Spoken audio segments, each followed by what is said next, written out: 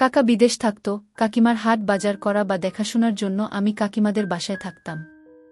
একদিন রাতে যখন আমি পড়তে বসলাম, তখন হঠাৎ কাকিমার ঘর থেকে কেমন জানি একটা শব্দ আসতে লাগল। শব্দের রহস্য জানতে আমি কাকিমার রুমের দরজার পাশে গিয়ে কাকিমাকে ডাক দিলাম, কিন্তু কাকিমা কোনো জবাব দিচ্ছিল না। কিছুক্ষণ পর আমি কাকিমাকে আবার ডাকতে লাগলাম। তারপর কাকিমা আমার ডাক শুনে অন্যমনস্ক হয়ে দরজা খুললেন। শব্দের রহস্য জানার জন্য আমি কাকিমার রুমে গেলাম, কিন্তু রুমে যাওয়ার পর যা ঘটল। বন্ধুরা, আজকের গল্পটি অনেক অনেক ইন্টারেস্টিং। আশা করি তোমরা পুরো গল্পটি শুনলে অনেক ভালো লাগবে। তবে বন্ধুরা, গল্পটি শুরু করার পূর্বে তোমাদের নিকট আমার ছোট্ট একটা অনুরোধ। তোমরা দয়া করে আমার চ্যানেলটিকে সাবস্ক্রাইব করে আমাকে সাপোর্ট করবা। তো তাহলে চলো বন্ধুরা, গল্পটি শুরু করি। হ্যালো বন্ধুরা, আমি বিশ্বজিৎ চক্রবর্তী। আজকে তোমাদেরকে যে গল্পটি বলবো সেটি আমার কাকিমাকে নিয়ে। আমার কাকিমা ছিলেন একজন মার্জিত ও ব্যক্তিত্বময়ী নারী। তার মধ্যে ছিল এক ধরনের পরিপক্কতা ও আত্মবিশ্বাস যা সবাইকে মুগ্ধ করত। আমার কাকা দেবাংশু চক্রবর্তী একজন প্রকৌশলী। ওনার চাকরির কারণে তাকে হঠাৎ করেই বিদেশ যেতে হয় 6 মাসের জন্য। যাওয়ার আগে কাকা আমাকে বলেছিল, বিশ্ব, আমি জানি তুই দায়িত্ববান হয়ে উঠেছিস। কাকিমার দেখাশোনায় একটু খেয়াল রাখিস। আমি সম্মতি দিয়েছিলাম, কারণ আমি কাকিমার প্রতি সবসময় সম্মানবোধ ও দূরত্ব বজায় রেখেছি, যেহেতু তিনি পরিবারের একজন অভিভাবকতুল্য ছিলেন। কাকা চলে যাওয়ার পর প্রথম কিছুদিন সবকিছুই স্বাভাবিক ছিল। কাকিমা প্রতিদিন সকালে ঘুম থেকে উঠে পুজো দিতেন, রান্না করতেন আর আমাকে যত্ন করে খাওয়াতেন। আমরা সন্ধ্যায় একসাথে বসে সিনেমা দেখতাম, গল্প করতাম। কিন্তু এক সপ্তাহ যাওয়ার পর থেকেই রাতের বেলায় একটা অদ্ভুত শব্দ আমার ঘুম ভাঙিয়ে দিতে লাগল। শব্দটা খুব মৃদু কিন্তু অস্বাভাবিক, মনে হতো কারো কান্না, কখনো কারো চাপা শ্বাস। প্রথমে ভাবলাম হয়তো আমার কল্পনা, কিন্তু যখন টানা 3 দিন একই শব্দ শুনতে পেলাম, তখন আমার মনে সন্দেহ জাগে। আমি রাত জেগে শব্দটার উৎস খুঁজে বের করার চেষ্টা করলাম, কিন্তু কিছুই দেখতে পেলাম না। কাকিমাকে জিজ্ঞাসা করায় তিনি শুধু হেসে বললেন, তুই নিশ্চয়ই ভুল শুনেছিস রে বিশ্ব। এই বাড়িতে তো আর কেউ নেই। তবু আমার মনের মধ্যে এক অজানা ভয় আর কৌতূহল বাসা বাঁধতে থাকে। তখনই সিদ্ধান্ত নিই আমি কাকিমার ঘরে সিসি ক্যামেরা লাগাবো। অবশ্য গোপনে। আমি একটা ছোট হোম ক্যামেরা কিনে কাকিমার ঘরের এক কোণায় খুব সাবধানে সেটি লাগিয়ে দিই। বন্ধুরা, আমার ক্যামেরা লাগানোর উদ্দেশ্য ছিল শুধু শব্দের রহস্য উদ্ঘাটন করা। এত কোনো অনৈতিক উদ্দেশ্য ছিল না। কারণ কাকিমাকে আমি অনেক শ্রদ্ধা আর সম্মান করতাম। রাতের বেলা সেই ক্যামেরার ফুটেজ আমি নিজের ঘরে বসে রেকর্ড করতে থাকি। প্রথম রাত কিছুই ধরা পড়ল না। কিন্তু দ্বিতীয় রাতে আমি এমন কিছু দেখতে পেলাম, যা দেখে আমার হাত পা ঠান্ডা হয়ে গিয়েছিল। ভিডিওতে দেখা গেল রাত 3টা নাগাদ ঘরের বাতাস যেন হঠাৎ ঘন হয়ে উঠছে। তারপর এক ছায়ামূর্তি ধীরে ধীরে কাকিমার পাশে এসে দাঁড়াল। কাকিমা গভীর ঘুমে, কিন্তু ছায়ামূর্তিটি যেন তার চারপাশে অদ্ভুতভাবে ঘোরাফেরা করছে। সেই দৃশ্য দেখে আমি স্তম্ভিত হয়ে যাই। এটা কোনো সাধারণ ঘটনা নয়, এটা মনে হচ্ছে অদৃশ্য কোনো শক্তি। পরদিন সকালে আমি কাকিমাকে পুরো বিষয়টা খুলে বলি। প্রথমে উনি বিশ্বাস করেননি, কিন্তু যখন আমি ভিডিওটা প্লে করে তাকে দেখালাম, উনার মুখ একেবারে ফ্যাকাশে হয়ে গেল। কাকিমা তখন বলেন, বিশ্ব, কিছুদিন ধরেই আমি কিছু অদ্ভুত স্বপ্ন দেখছি। কিন্তু আমি ভেবেছিলাম ওগুলো স্বপ্নই, বাস্তব না। আমি তখন কাকিমাকে বলি, এই বিশ্বাসটা আমাদের একজন সাধু বাবার কাছে শেয়ার করা উচিত। তুমি তো বলেছিলে ছোটবেলায় তুমি ওনাকে চিনতে। কাকিমা শান্ত গলায় সম্মতি দেন, কারণ তিনি বুঝতে পারছিলেন এই রহস্য এখন আর লুকিয়ে রাখা যাবে না। সেদিন রাতেই আমরা সিদ্ধান্ত নিই, পরদিন সকালেই আমরা সেই সাধু বাবার কাছে যাব। তবে আমাদের ধারণাও ছিল না যে সেই সাধুবা আমাদের জীবনের সবচেয়ে অদ্ভুত এবং অবিশ্বাস্য সিদ্ধান্তটি নিতে বলবেন, যার মাধ্যমে কাকিমার জীবনে আসবে এক নতুন সম্পর্ক ও দায়িত্ব, আর আমার জীবন বদলে যাবে সেই সিদ্ধান্তের কারণে। সকালবেলায় কাকিমা একটু কুঁচকে গেছেন দেখে আমি বুঝে গিয়েছিলাম যে তিনি গভীর চিন্তায় আছেন। চা খাওয়ার টেবিলে বসে হঠাৎ তিনি বললেন, বিশ্ব, আমি জানি তুমি যা দেখেছ সেটা বাস্তব। কিন্তু কাউকে এই ব্যাপারে কিছু বলো না, প্লিজ। আমি মাথা নাড়লাম, আমি কথা দিচ্ছি কাকিমা, এটা শুধু আমাদের দুজনের মাঝেই থাকবে। আমরা দুজনে রওনা হলাম নদীর ধারে সেই পুরনো আশ্রমের দিকে, যেখানে কাকিমা শৈশবে যেতেন। জঙ্গলের পাশ দিয়ে কাঁচা রাস্তা বেয়ে একটা পুরনো অথচ পবিত্র পরিবেশে পৌঁছলাম। সেখানে বসেছিলেন এক শ্বেত কাপড়ে মোড়া বৃদ্ধ, যিনি শান্ত চোখে আমাদের দিকে তাকালেন। কাকিমা তার সামনে মাথা নত করে বললেন, বাবা, আবার আপনার কাছে ফিরে এলাম। সাধু বাবা কিছুক্ষণ নীরব থাকলেন। তারপর ধীরে ধীরে বললেন, তোমার চারপাশে মায়াময় ছায়া আমি অনেক দূর থেকেই দেখতে পাচ্ছি মা। ওটা দৈহিক নয়, মানসিক দুর্বলতার সুযোগ নিয়ে এসেছে। ওর আসল উদ্দেশ্য তোমাকে সম্পূর্ণ গ্রাস করা। আমি অবাক হয়ে তাকিয়ে রইলাম। কাকিমার মুখে আতঙ্ক স্পষ্ট। আমি এগিয়ে গিয়ে জিজ্ঞেস করলাম, বাবা, এই মায়াময় ছায়া কি কেবল কাকিমার সাথেই যুক্ত, নাকি এই বাড়ির সাথেও সম্পর্ক আছে? তিনি মাথা নেড়ে বললেন, এই শক্তির উৎস খুব গভীরে।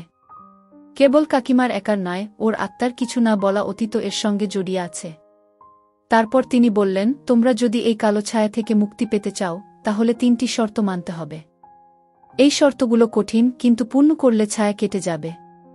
আমরা দুজনেই আগ্রহ নিয়ে শুনতে লাগলাম। প্রথম শর্তটি ছিল, কাকিমাকে 3 দিনের জন্য নির্জনে থাকতে হবে, কোনো ফোন, ইন্টারনেট বা বাইরের সংযোগ ছাড়াই, যেন মন সম্পূর্ণ স্থির হয়। দ্বিতীয় শর্ত, তাকে প্রতিদিন সূর্যোদয়ের আগে নদীর জলে স্নান করে পূজা করতে হবে এবং এক বিশেষ মন্ত্র জপ করতে হবে। কাকিমা বললেন, আমি এটা করতে রাজি। কিন্তু তৃতীয় শর্তটা কি বাবা? সাধু বাবা তখন চুপ করে আমাদের দুজনের দিকে তাকিয়ে রইলেন কিছুক্ষণ। তারপর ধীরে ধীরে বললেন, তৃতীয় এবং সবচেয়ে গুরুত্বপূর্ণ শর্ত, এই শক্তি কাটিয়ে উঠতে তোমাকে এমন একজনের সঙ্গে গভীর মানসিক সমর্থন ও বিশ্বাস গড়ে তুলতে হবে, যে তোমার দুঃসময়ে পাশে থাকবে, পূর্ণ সমর্থন দিবে এবং ভবিষ্যতে তোমার আত্মার রক্ষাকর্তা হতে পারে। আমি অবাক হয়ে তাকিয়ে রইলাম। কাকিমা এক ঝটকায় বললেন, মানে কি? আমি তো অন্য কারো বন্ধনে আবদ্ধ। সাধু বাবা বললেন, তোমার স্বামী দেবাংশু এখন বহু দূরে এবং এই মায়াময় ছায়ার প্রভাব তার উপরও পড়তে পারে। এই পরিস্থিতিতে তোমাকে যে আত্মার সঙ্গীর সাথে নতুন বন্ধন সৃষ্টি হবে, সে এই ঘরেই আছে। সে ব্যক্তি তোমার পরিবারের একজন আস্থাযোগ্য সদস্য। আমরা দুজনেই থমকে গেলাম। কাকিমা কিছুক্ষণ চুপ করে থেকে ধীর গলায় বললেন, এটা কি একেবারেই জরুরি? সাধু বাবা জবাব দিলেন, তুমি চাইলে প্রথম 2টি শর্তেই কাজকর্ম শুরু করো। কিন্তু যদি ছায়া পুরোপুরি দূর করতে চাও, তাহলে তৃতীয় শর্তই মূল চাবিকাঠি। ফেরার পথে আমি ও কাকিমা কারো মুখেই কোনো কথা নেই। কাকিমা জানালেন তিনি প্রথম 2টি শর্ত পালন করবেন, কিন্তু তৃতীয় শর্ত নিয়ে তার মনে অনেক দ্বন্দ্ব, সংকোচ ও প্রশ্ন। আমি তাকে বললাম, কাকিমা, তুমি আমার উপর বিশ্বাস রাখো। আমি তোমার বিশ্বাসের অমর্যাদা কখনো করব না। আমি সবসময় তোমার পাশে সহায়ক হিসেবে আছি, যে কোনো পরিস্থিতিতে তোমার সহায়ক হতে চাই। সে রাতে ঘুম আসেনি। জানালার বাইরে তাকিয়ে দেখি মেঘে ঢাকা চাঁদ, আর কাকিমার ঘর থেকে আসছে ধূপের গন্ধ। কোথাও এক নতুন ভাবনার ছায়া ধীরে ধীরে বাস্তব রূপ নিচ্ছে। পরদিন খুব ভোরে কাকিমা আমাকে ডেকে তুললেন। আমি দেখলাম তার চোখে এক ধরনের দৃঢ়তা, যেন তিনি মানসিকভাবে প্রস্তুত। আমি আজ থেকেই শর্ত পালন শুরু করব, বললেন তিনি। আমি কাকিমাকে নিয়ে নদীর দিকে রওনা হলাম। চারপাশে ঘন কুয়াশা, পাখিরা কিচিরমিচির করছে। কাকিমা সাদা শাড়ি পরেছিলেন, মাথায় অল্প সিঁদুর, মুখে এক অদ্ভুত ভাবনা। নদীর ঠান্ডা জলে দাঁড়িয়ে তিনি ধ্যানমগ্ন হয়ে মন্ত্র জপ করলেন। আমি কিছুটা দূরে দাঁড়িয়ে সব পর্যবেক্ষণ করছিলাম। স্নান ও পূজার পর কাকিমা শান্তভাবে আশ্রম থেকে দেওয়া পুস্তিকাটি খুলে মন্ত্রপাঠ করতে থাকেন। তার চোখে তখন কোনো সংশয় নেই, ছিল শুধু আত্মরক্ষার তাগিদ। আমি লক্ষ্য করলাম, সূর্য উঠতেই যেন চারপাশে হালকা একটা শান্তির আবরণ নেমে এসেছে। মনে হলো আমরা কিছুটা হলেও সফল। সেই দিন থেকেই কাকিমা নির্জনে থাকতে শুরু করলেন। নিজের ঘরে বই পড়া, ধ্যান, পূজা, এভাবেই কেটেছে তার সময়। ফোন বন্ধ, টিভি বন্ধ, বাইরের কারো সঙ্গে কোনো যোগাযোগ নেই। আমি মাঝে মাঝে দরজার বাইরে দাঁড়িয়ে শুধু খোঁজ নিতাম, তোমার কিছু দরকার হলে জানিও, কাকিমা। 3 দিন কেটে গেল। চতুর্থ রাতে আমি হঠাৎ আবার সেই অদ্ভুত শব্দ শুনতে পেলাম, একটা কষ্টের, চাপা কান্না। আমি চমকে উঠলাম। এবার আর দেরি করলাম না, সাথে নিয়ে গেলাম সেই সিসি ক্যামেরার রেকর্ডিং ডিভাইস। প্লে করতেই চোখ কপালে উঠল। রাত 3টার দিকে ঘরে হঠাৎ বাতাসের গতি বেড়ে যায়। ঘরের কোনায় যেন এক অস্পষ্ট ছায়ামূর্তি দেখা গেল, যার চোখে ছিল রহস্যময় দীপ্তি, আর সে ধীরে ধীরে কাকিমার দিকে এগিয়ে এলো। আমি এক মুহূর্তের জন্য স্থির হয়ে গেছিলাম। কিন্তু পরের দৃশ্য আরও অদ্ভুত মনে হচ্ছে, যেন কান ফিসফিস করে কিছু বলা শব্দ। ভিডিওটি বন্ধ করে আমি দৌড়ে গেলাম তার ঘরের দিকে। ভেতরে ঢুকে দেখি কাকিমা খুব ক্লান্ত হয়ে আছেন আর দ্রুত শ্বাস নিচ্ছেন। আমি তাকে জাগালাম এবং আমি তাকে বললাম, কাকিমা, এই অদৃশ্য ছায়া কি আবার এসেছিল? আমি মাথা নাড়িয়ে বললাম, হ্যাঁ, ও এইবার আরও শক্তিশালী হয়ে এসেছে। আমি আর সময় নষ্ট করতে চাই না, কাকিমা। কাকিমা ধীরে ধীরে উঠে বসলেন। বললেন, তুমি কি বোঝো আমি কি লড়াই করছি মনের ভেতরে ভেতরে? আমি তার পাশে বসে বললাম, আমি জানি না সবটা, কিন্তু আমি তোমার পাশে আছি। তুমি একা নও। তিনি চুপ করে কিছুক্ষণ বসে থাকলেন। তারপর বললেন, তৃতীয় শর্তটি এখন আর এড়িয়ে যাওয়া চলবে না, বিশ্বজিৎ। এটি একটি গুরুত্বপূর্ণ আধ্যাত্মিক ধাপ। যদি সত্যি এই ছায়া কেবল আমার একাকিত্বের সুযোগ নিয়ে আসে, তাহলে হয়তো সেই বন্ধনই ওকে দূরে ঠেলতে পারে। আমি অবাক হলাম তার কথায়। তিনি শান্ত গলায় বললেন, তুমি যদি প্রস্তুত থাকো, তবে আমরা তৃতীয় শর্তটিও সম্পূর্ণ করব। এটা আমাদের আত্মিক যাত্রার অংশ এবং এতে তোমার সমর্থন দরকার। কারণ এটি কেবল নিয়ম মানার জন্য নয়, এটা আত্মিক দায়িত্বও বটে। আমি কিছুক্ষণ চুপ করে থাকলাম। তারপর বললাম, তোমার মনের শান্তির জন্য কাকিমা আমি সবকিছু করতে রাজি। তোমার মনের শান্তির জন্য আমি পাশে থাকব, কাকিমা। তুমি যেন নিরাপদে এবং মুক্ত চিত্তে থাকতে পারো, সেটাই সবচেয়ে গুরুত্বপূর্ণ। সেই রাতে আমরা ঠিক করলাম, পরদিন সকালে আশ্রমে গিয়ে সাধুবাবার কাছে জানাবো আমাদের সিদ্ধান্ত। কিন্তু আমরা এটি বুঝতে পারলাম, ছায়াটি এত সহজে ছেড়ে যাবে না। ভোরের আলো ছড়িয়ে পড়তেই আমি ও কাকিমা আশ্রমের দিকে রওনা হলাম। পথিমধ্যে দুজনেই চুপচাপ। কেউ কারো চোখে তাকাচ্ছিল না, অথচ মনে হচ্ছিল আমরা একে অপরের ভাবনাগুলো শুনতে পাচ্ছি।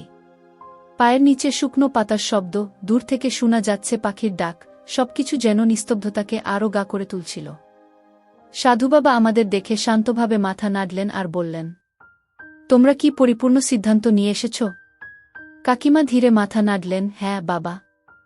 আমি আর সময় নষ্ট করতে চাই না। ছায়াটা এখন শুধু আমার নয়, বিশ্বজিতের উপরও প্রভাব ফেলতে শুরু করেছে। বাবা তখন একটা রূপালী থালা আমাদের সামনে রাখলেন। থালা রাখা ছিল একটি ছোট্ট লাল সুতো, কিছু বেলপাতা আর একগাছা তুলসী। তোমাদের বন্ধন হবে আত্মিক, যার ভিত্তি হবে বিশ্বাস, মানসিক স্থিরতা ও আত্মিক শক্তি। এই বন্ধনের মাধ্যমে কেবল আত্মা আত্মার সাথে যুক্ত হবে, যার শক্তি মায়াময় ছায়াকে প্রতিহত করতে পারে। তিনি আমাদের বোঝালেন কিভাবে কিছু সহজ প্রতীকী উপায়ে আমাদের মধ্যে এক গভীর মানসিক ও আত্মিক বোঝাপড়া তৈরি হতে পারে। ছোট্ট একটি মন্ত্রপাঠ, বেলপাতায় নাম লেখা আর তুলসী মালা বিনিময়ের মাধ্যমে আমরা সেই মানসিক বন্ধনকে যুক্ত হতে পারি। আমরা দুজনে আশ্রমের পবিত্র স্থানটিতে দাঁড়ালাম এবং ধীরে ধীরে সেই সব নিয়ম পালন করলাম। আমি যখন কাকিমার চোখের দিকে তাকালাম, ওখানে ভয়, সংকোচের পরিবর্তে শান্তি দেখতে পেলাম।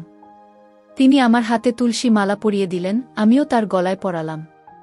ঠিক সেই মুহূর্তে আশ্রমের বাতাস ভারী হয়ে উঠল। দূর থেকে কালো ধোঁয়ার মতো কিছু ছুটে এলো আমাদের দিকে। মনে হলো সেই ছায়া বুঝে গেছে তার শক্তি কমে আসছে। হঠাৎ চারপাশে হাওয়া জোরে বইতে লাগল, আশ্রমের দ্বীপগুলো নিভে গেল। কাকিমা তখন আমার দিকে চেয়ে বলতে লাগলেন, বিশ্ব, ও ফিরে এসেছে। সাধুবাবা চিৎকার করে বললেন, চোখ বন্ধ করো, মন স্থির করো। ও তোমাদের ভয় পেলে জয় পাবে। আমরা দুজনেই চোখ বন্ধ করে ধ্যানমগ্ন হয়ে রইলাম এবং কাকিমা সেই মন্ত্র আওড়াতে লাগলেন, যা তিনি 3 দিন ধরে শিখেছেন। অদ্ভুত এক তীব্র শব্দে কানে তালা লাগার উপক্রম, তারপর হঠাৎ সব থেমে গেল। বাতাস স্তব্ধ, বাতি জ্বলে উঠল আবার। সাধুবাবা বললেন, প্রথম ধাপ সফল হয়েছে। এখন তোমাদের বন্ধন পূর্ণতা পেয়েছে। কিন্তু এটাই শেষ নয়। আমরা দুজনে একে অপরের দিকে তাকালাম। এবার আর সংকোচ নয়, ছিল শুধু দায়িত্ববোধ, শ্রদ্ধা ও পারস্পরিক বিশ্বাসের নতুন এক রূপ। সেই রাতে বাড়ি ফিরে কাকিমা নিজের ঘরে ফিরে গেলেন আর আমি আমার কক্ষে। কিন্তু ঘুম আসেনি। রাত 3টায় দরজা হঠাৎ খুলে গেল। আমি চমকে উঠলাম। কাকিমা দাঁড়িয়ে আছেন, যেন কিছু বলার আছে।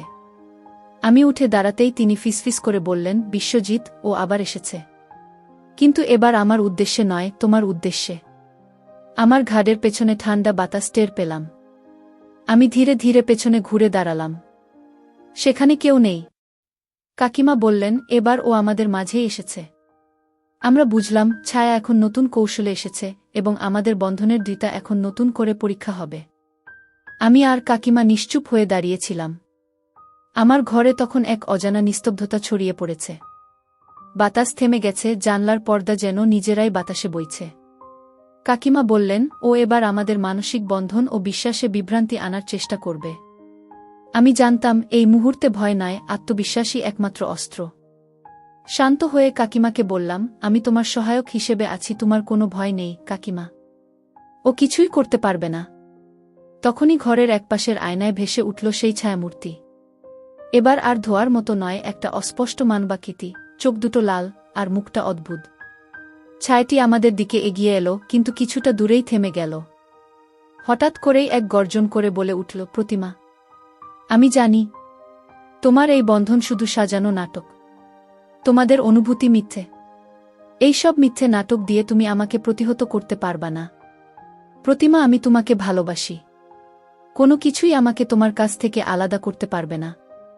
তার কথার উত্তরে কাকিমা শান্ত গলায় উত্তর দিলেন, ভালোবাসা শুধু বাহ্যিক কিছু নয়, তা আত্মিকভাবে অনুভবযোগ্য একটি বন্ধন, যেটা তোমার মতো মায়াময় ছায়া কখনো বুঝবে না। ছায়া যেন আরও উগ্র হয়ে উঠল। আমার মন ধুকপুক করছিল, কিন্তু আমি ভয় পাইনি। আমরা দুজনেই ভগবানের কৃপায় প্রার্থনায় মন দিলাম, সেই মন্ত্র যা আশ্রম থেকে শিখে এসেছিলাম। হঠাৎ এক আলো আমাদের মাঝখানে বিস্ফোরিত হল, সাদা, উজ্জ্বল এবং শান্ত। ছায়া পিছিয়ে গেল। এবার তার গর্জন নয়, কেমন যেন একটা হাহাকার শুনতে পেলাম।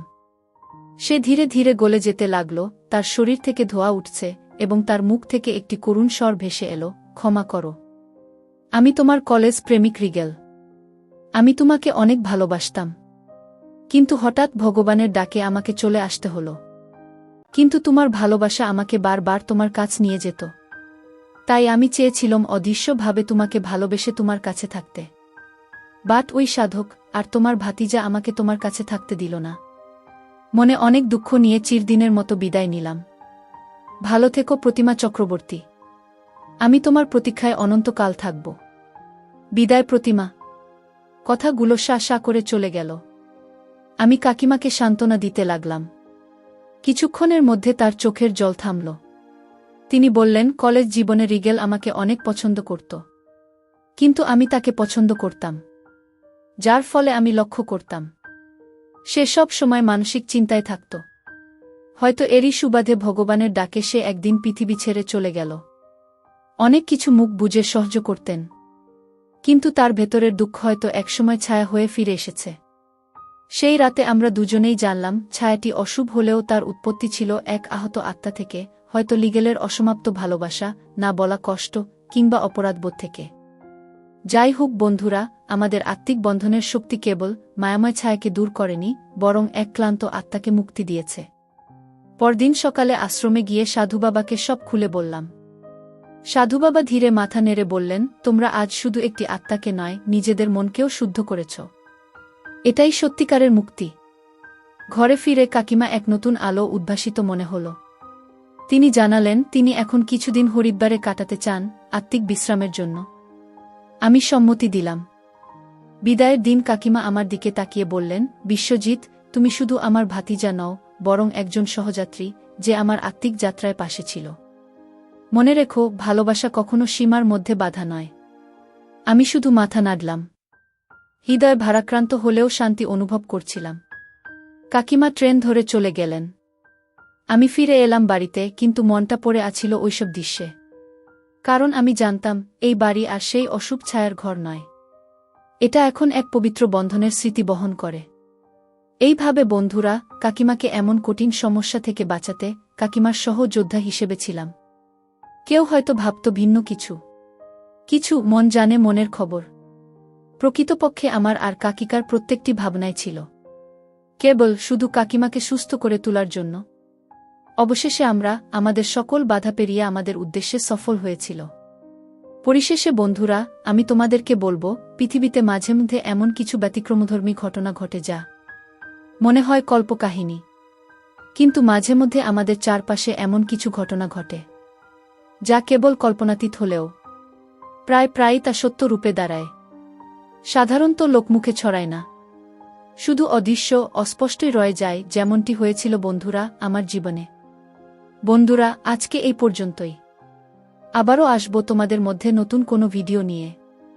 ভিডিওটি যদি তোমাদের ভালো লাগে তাহলে একটি লাইক দাও। প্রতিদিন আমি তোমাদেরকে একটা করে নতুন গল্প উপহার দিব।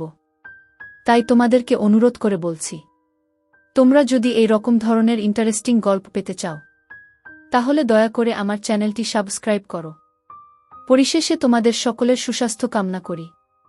ভিডিওটি দেখার জন্য তোমাদের সকলকে অসংখ্য ধন্যবাদ।